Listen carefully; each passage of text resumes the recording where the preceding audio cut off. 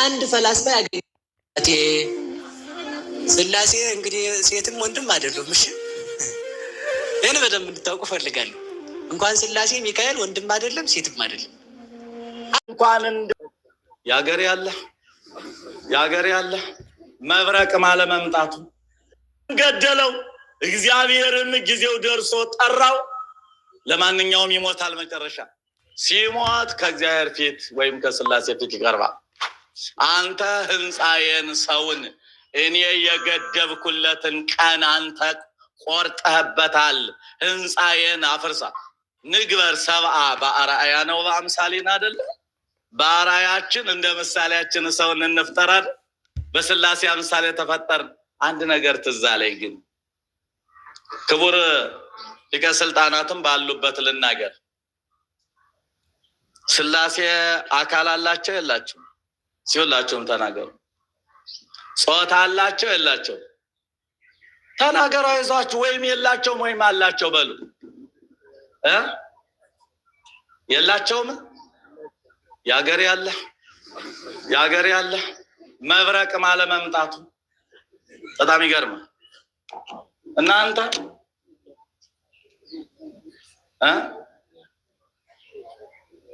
የእንታ አካለ ህይወት እርሶም ባሉበት ልናገር። አንድ ሰው ሲሰብክ ስለሰማው ሊቀ ስልጣናት እንኳን ኖሩ ዛሬ። አንድ ምሁር ሲያስተምር ሰምቻለሁ። ይህን ነገር ሀይ መባል መቻል አለበት። ጾታ የላቸውም የተባሉ መላእክት ናቸው እንዴ? ከሶስቱ አካላት አንዱ አካል የሌለው ነው እንዴ ከመቤታችን ሰው የሆነው እንዴ? ምንድን ነው? እዛ አትናቴዎስስ በምዕራፍ 8 ላይ በአንቀጽ 8 በነገራችን ላይ እነዚህ እነ መጽሐፈ መነኮሳት እነ ሃይማኖተ አበው አንቀጽ እንጂ ምዕራፍ አይባሉ። ይህ መታወቅ አለበት።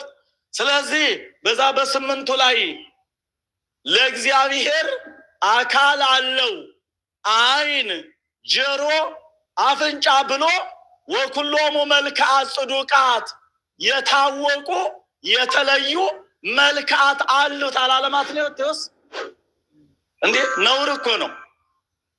ለአብ ፍጹም አካል ፍጹም መልክ ፍጹም ገጽ አለው። ለወልድ ፍጹም አካል ፍጹም መልክ ፍጹም ገጽ አለው።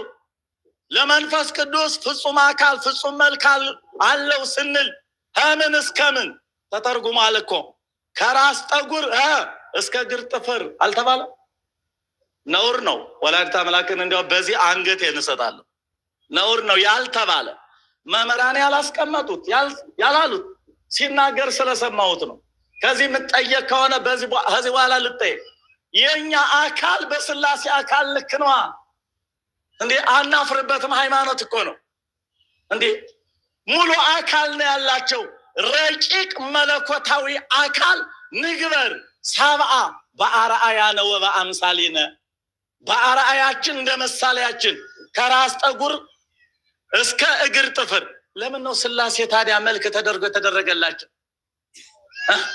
ከአብርሃም ቤት ሲገቡ መልክ አልቦ ነበር? አካል አልቦ ነበር እንዴ? እኛ ስዕል የስላሴን ስዕል ስንስል አብርሃም ቤት በሶስት ሰዎች አምሳል ኦሪት ዘፍጥረት ምዕራፍ 18 ላይ በሰዎች አምሳል የሳልናቸው ዝም ብለን ነው እንዴ? ነውር እኮ ነው እንዴ? ስለዚህ ወገኖች እንዲያው ስላጋጠመኝ ነው። እና አካል የሰው እንግዲህ የሰውን አካል ማፍረስ ላይ ነው ተነስቼ ነበር። እዚህ ድረስ ተጉዤ የመጣሁት አካልን ማፍረስ የሚለው። ስለዚህ በአርአያችን በምሳሌያችን የፈጠርነውን ሰው እኛ ዘመኑን ለክተን ሰጥተናል። በዘመኑ እስክንጠራው ድረስ ያለ ጊዜው ቀስፈዋል፣ ገለዋል፣ ህንፃችንን አፈርሰሃልና ወግድ ከፊታችን ሲሉ ስላሴ ስንት ስደት ሆነ ምዕመናን? ስንት ስደት? 2 ስደት። እንግዲያስ ሀገራችን 2 ስደት እየተሰደደ ስለሆነ መከሩት ወገኖች። 2 ስደት እየተሰደደ ነው።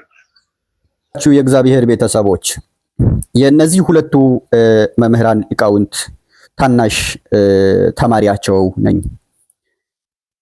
በተለይ አባ ገብረ ቆሞስ ሊቀ ሊቃውንት አባ ገብረ ማርያም ታሪከ ነገሥት በዓታ ለማርያም ሳሉ ሊቀ ጉባኤ ሆነው ሳሉ እዛ ትምህርት ቤት ገብቼ እንዲማር ለእኔ የሚመቸኝን ትምህርት የመከሩኝና መማር ያለብኝን ነገር የነገሩኝ ነግረውኝ ወደ ቅኔ ቤት ያስገቡኝ እሳቸው ናቸው። ነገር ግን እኔም ያው በሁኔታዎች ምክንያት እኔ እሱን ለመናገር ይህንን ታሪክ ለመናገር ፈልጌ አይደለም።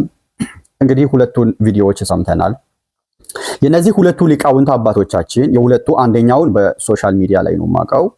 ክቡር የሁላችንም መምህር ቆሞስ አባ ገብረ ማርያም አራቱ አይናማ አባት ናቸው። እኔ እሳቸውን መናገር ክብርና ሞራል የለኝም።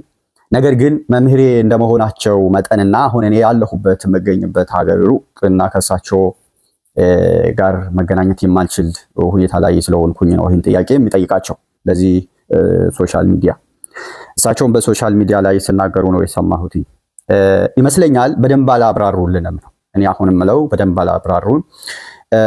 በኦርቶዶክስ ወይንም ደግሞ በቤተክርስቲያኒቷ ቻናል አላት፣ እዛ ላይ ተገኝተው ስለ ምስጢረ ሥላሴ በደንብ እንዲያብራሩልኝ እኔ በበኩሌ እንደ አንድ ክርስቲያን ሆኜ እጠይቆታለሁ። ክቡር ቆሞስ አባታችን አባ ገብረ ማርያም የአራቱ አይናማ የአራቱ ጉባኤያት መምህር እንግዲህ እሳቸው የእርሷን ትምህርት እስከ መጨረሻ ድረስ ተከታትያለሁኝ።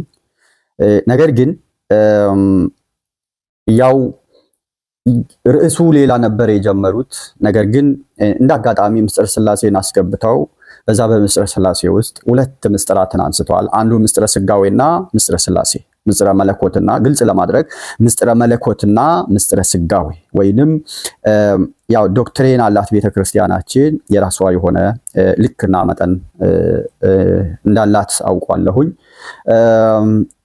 እዚህ ጋር የክርስቶስን ነገረ ሥጋዌን እርሶም ከሚዲያ የሰሙትን ቃል ነው ሲናገሩ የሰማሁት። ይህንን ቃል ነው እንግዲህ ዛሬ ሁለቱ መምህራን የተናገሩትን ዛሬ በሶሻል ሚዲያ ላይ ሰዎች